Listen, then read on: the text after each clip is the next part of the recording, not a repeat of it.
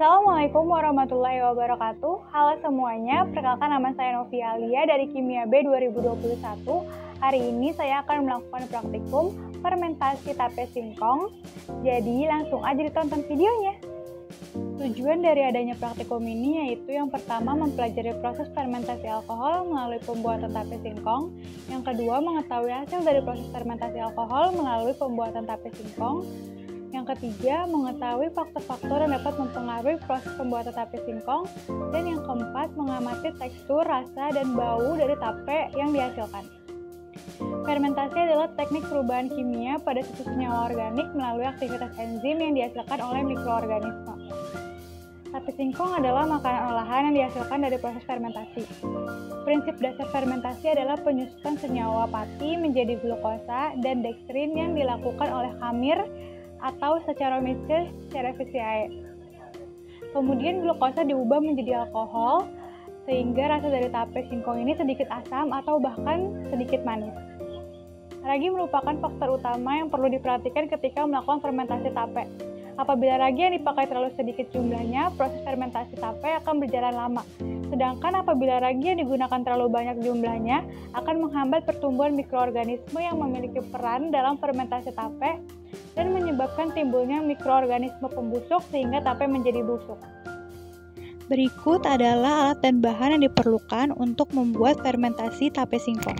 Langkah awal yang harus dilakukan sebelum membuat fermentasi tape singkong yaitu adalah mengupas kulit singkong terlebih dahulu. Langkah yang kedua yaitu mencuci singkong dengan air mengalir.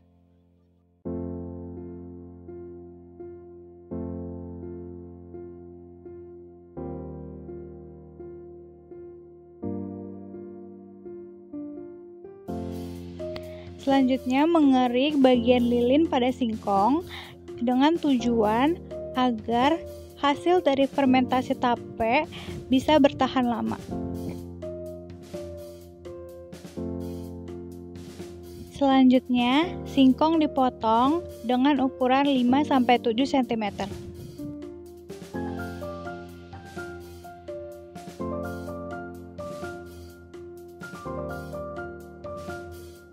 Lalu singkong dicuci kembali hingga bersih.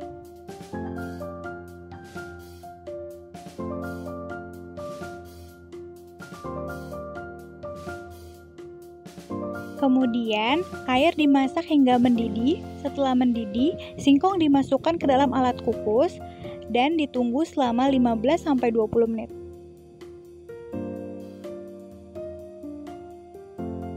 Setelah dikukus selama 15-20 menit, singkong disisihkan ke wadah yang kering dan bersih. Setelah itu, hancurkan ragi hingga halus. Lalu, campurkan singkong ke dalam ragi hingga merata.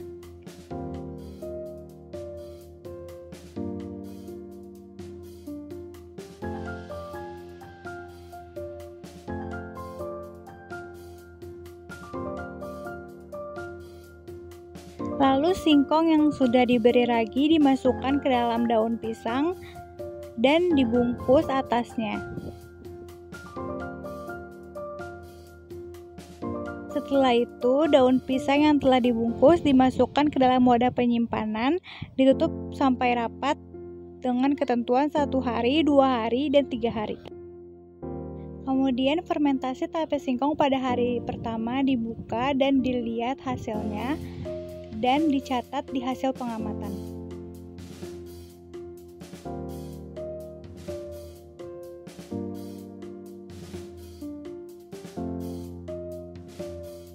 Selanjutnya, fermentasi pada hari kedua juga dibuka dan dilihat serta diamati perubahan yang terjadi dan dicatat di hasil pengamatan.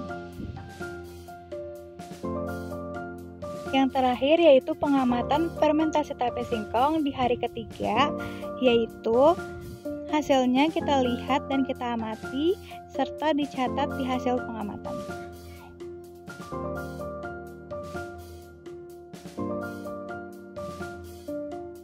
Berikut hasil pengamatan praktikum fermentasi tape selama 3 hari.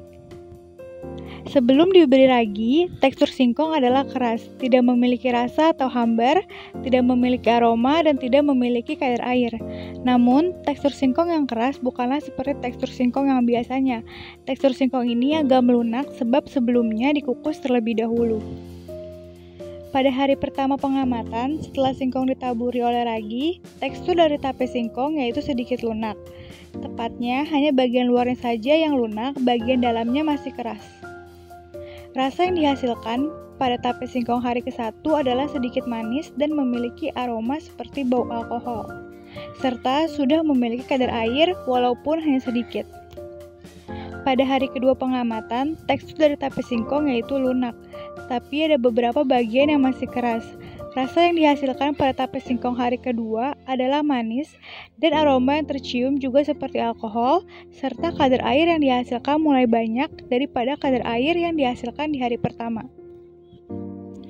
Pada hari ketiga pengamatan, tape singkong memiliki tekstur yang sangat lunak atau bisa disebut dengan lembek.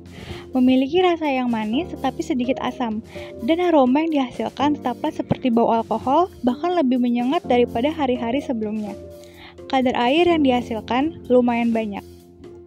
Aroma yang dihasilkan pada tape singkong ini ialah aroma alkohol. Hal itu disebabkan alkohol yang terbentuk pada produk tape singkong karena kerja khamir yang dapat mengubah gula sederhana yaitu glukosa menjadi alkohol. Khamir memang sering dimanfaatkan dalam fermentasi karbohidrat untuk menghasilkan alkohol. Khamir terdapat dalam ragi. Khamir yang pada umumnya sering dipakai adalah Saccharomyces cerevisiae.